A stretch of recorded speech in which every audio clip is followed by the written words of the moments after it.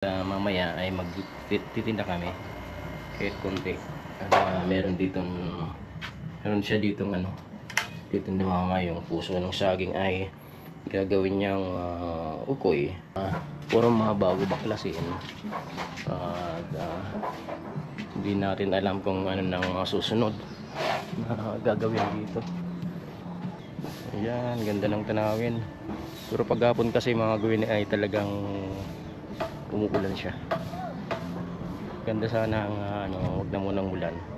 Kasi yan, napakaganda ng tanawin. Nakakita yung Mayon Volcano. Siguro kung si Gwen yung magiging regular na vlogger, mas maganda. Am I really that much to handle? Breaking these niggas down like a demo. You don't really know you. Hello mga Gwen, it's almost 2 weeks na nagpahinga kami kasi talagang natamaan kami ng trangkaso kaming tatlo, kaya walang hindi nakapagnegosyo, hindi nakapagtinda, pati dun sa harapan sa boulevard. Maraming sayang na oras at naubos yung kapital, pero at least nakapagpahinga kami. At sa ngayon, kahit hindi pa naman masyadong magaling, ay sisimulan naman ulit. At kanina ay nakapagtinda na si Ate Mama dun sa harapan, almusal.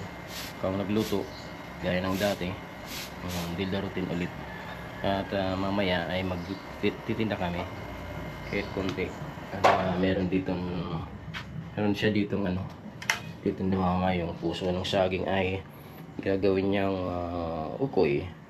At siyempre merong tusok-tusok itong kikiam at saka fishball, harina para sa ukoy, at saka siguro mag egg ball, blastog. Kaya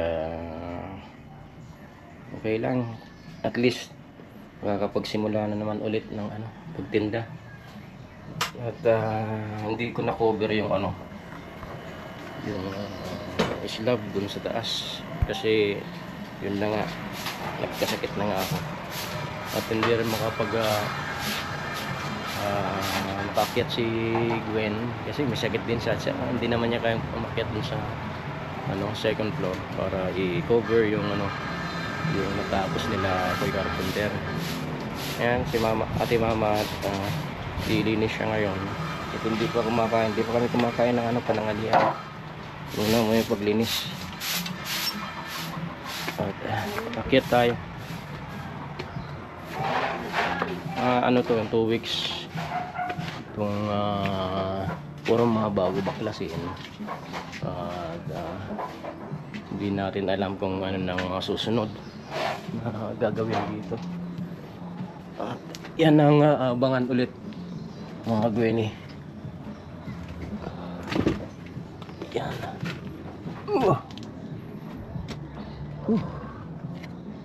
Taas. Tapa. Ayan.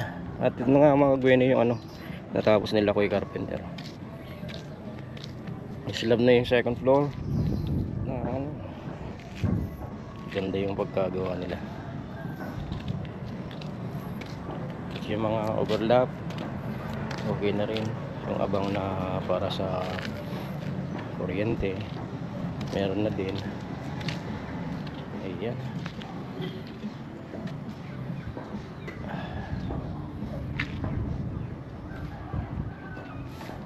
Overlooking talaga dito. Ayan, ganda ng tanawin. Pero paghapon kasi mga Gawin ay talagang umuulan siya.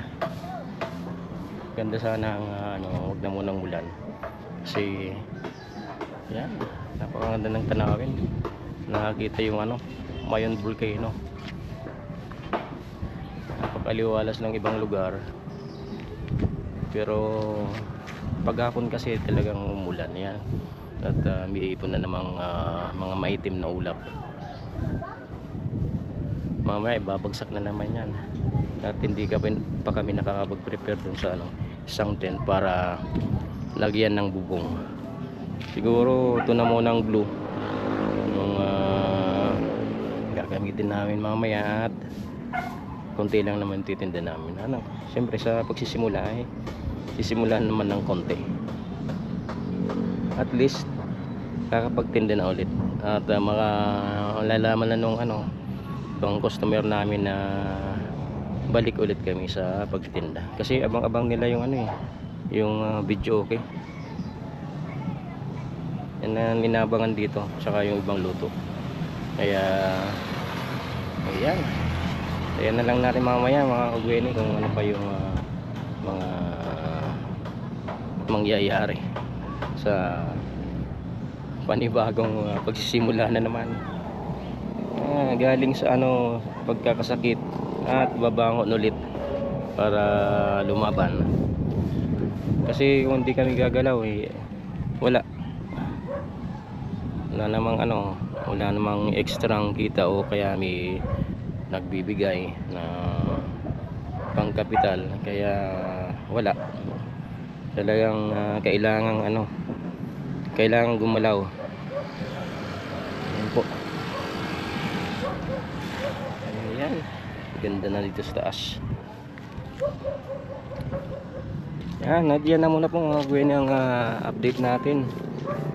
Sa wakas, na-cover ko ulit itong na-cover ko na itong ginawang slab nila Kuya Carpenter. Kaya ayan na, pwede nang i-post si Gwen kasi wala na siyang post. Ayan, at bababa na ako.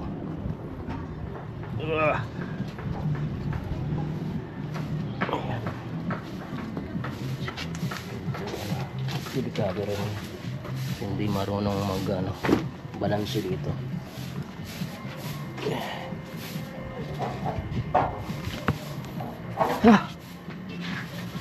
Yan. Pansamantala ay nilinis muna natin itong mga kalat dito sa taas, sa first floor, para buwasan yung semento, bato, basura.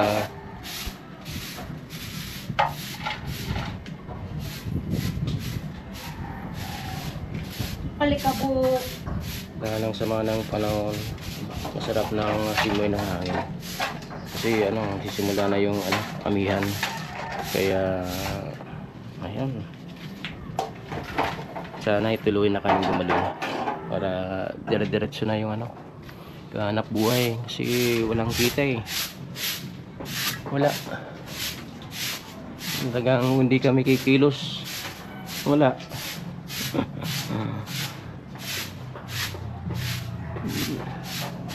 Yan, at bababa na tayo.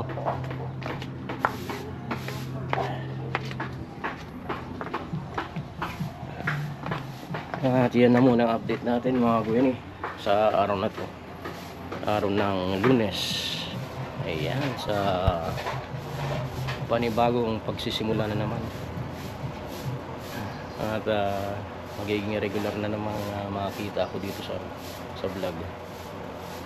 Siguro kung si Gwen yung magiging regular na vlogger, mas maganda. Ayan, yan na muna ang update natin mga Gwen.